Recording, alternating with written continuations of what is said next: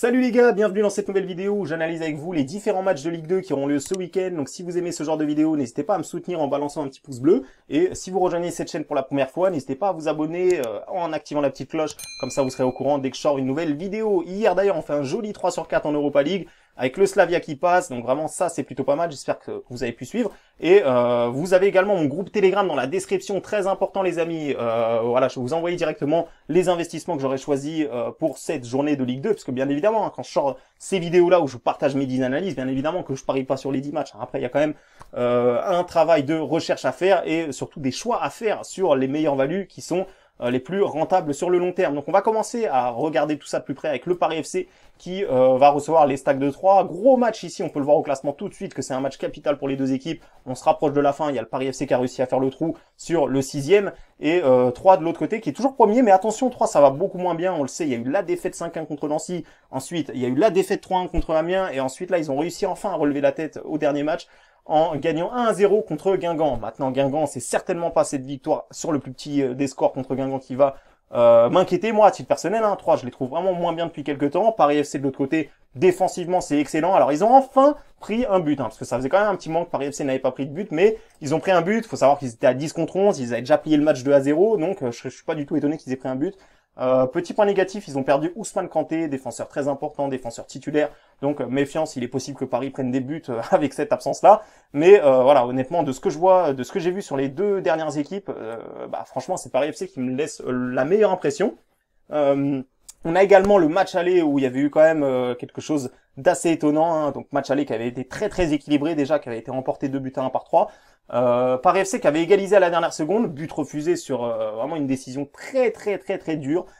Donc à mon avis Paris FC ils ont certainement pas oublié ce match-là et ils auront vraiment à cœur de prendre leur revanche. Donc je serais pas étonné que Paris FC fasse ou le nul ou la victoire. Vraiment là ils sont bien lancés, ils sont bien repartis.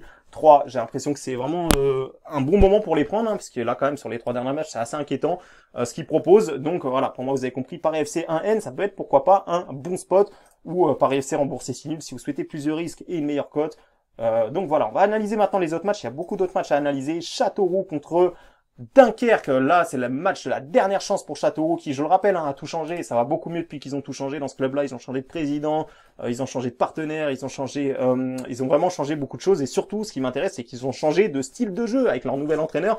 Il y a vraiment beaucoup plus d'animation offensive. C'est vraiment une équipe qui n'a plus peur d'attaquer. Et ça fait plaisir. On peut le voir que sur les 2 derniers matchs, il y a eu 2 buts partout. Donc déjà, depuis qu'ils ont changé d'entraîneur, il n'y a pas eu de défaite. Il y a eu 3 matchs nuls. Mais là, il va falloir prendre des points. S'ils veulent vraiment avoir une toute petite chance de se sauver, il faut vraiment qu'ils prennent ce match-là face à Dunkerque qui est, en plus de ça, c'est le premier non relégable. Donc c'est pour ça qu'ici, la victoire est plus que obligatoire pour Châteauroux.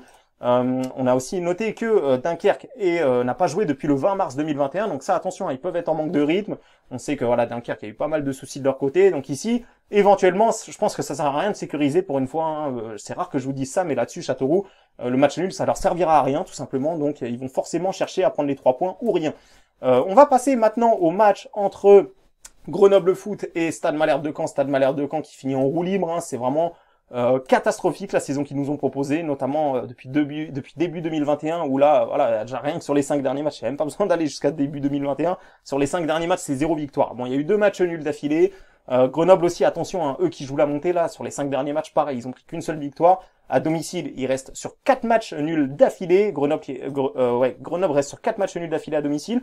On a Stade Malherbe de Caen qui reste sur 2 matchs nuls tout court d'affilée. Donc attention ici, moi je serais pas surpris. Si je devais vous conseiller quelque chose, ça serait éventuellement le match nul remboursé si Grenoble gagne. On va passer maintenant au match Le Havre contre Ajaccio. Là, je vais pas passer trop de temps. Là aussi, c'est un match où juste à regarder le classement, on voit que c'est 2 équipes dans le ventre mou. Il y a quasiment plus, c'est même quasiment... Il y a plus d'enjeu dans ce match-là, donc vraiment Le Havre qui quand même a embêté Auxerre, qui leur a privé de la victoire au dernier match. Mais attention, Le Havre c'est bizarre, des fois ils font une grosse performance, on pense qu'ils vont confirmer, qu'ils vont être lancés, et puis c'est là qu'ils se foirent tout simplement. C'est une équipe qui est inconstante. De l'autre côté, Ajaccio pareil, ils gagnent 3-0 contre Valenciennes. Valenciennes c'est médiocre en ce moment, il y a des problèmes dans ce club-là, donc ici il faut pas trop se fier à la victoire d'Ajaccio 3-0. Ajaccio qui a du mal à enchaîner les victoires ces derniers temps, on peut le voir ici, il y a eu pas mal de défaites qui sont arrivées. Donc voilà, ici franchement un match nul peut arriver. Le Havre en 1-aide, si vraiment vous voulez vraiment miser sur ce match-là, je vous conseille de miser quand même Le Havre ou match nul. Voilà, donc tente plutôt vers ce choix-là. Moi à titre personnel, c'est sûr que j'enverrai pas un match sans enjeu. On va passer au match Nancy contre Sochaux, et là vraiment info importante les amis.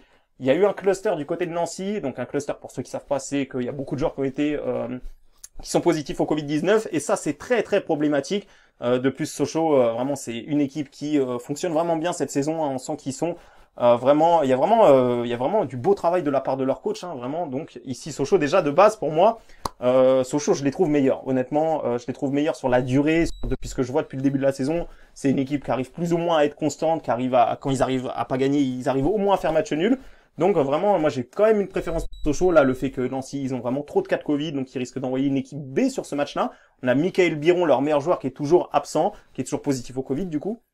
Donc ici, j'ai vraiment du mal à imaginer Nancy gagner, même si c'est vrai qu'ils étaient sur une belle perf, mais je pense que ça sert à rien de regarder les stats et de se dire que Nancy était bon, parce que là, il leur manque quand même une grande partie de leur effectif, donc les stats n'ont plus aucun sens, et Sochaux est largement en mesure de gagner ce match-là. Donc pour moi, il y a une belle value à prendre sur Sochaux ou match nul. Voilà, Sochaux remboursé 6 matchs nuls. Moi, à titre personnel, je pense que c'est ce que je vais envoyer.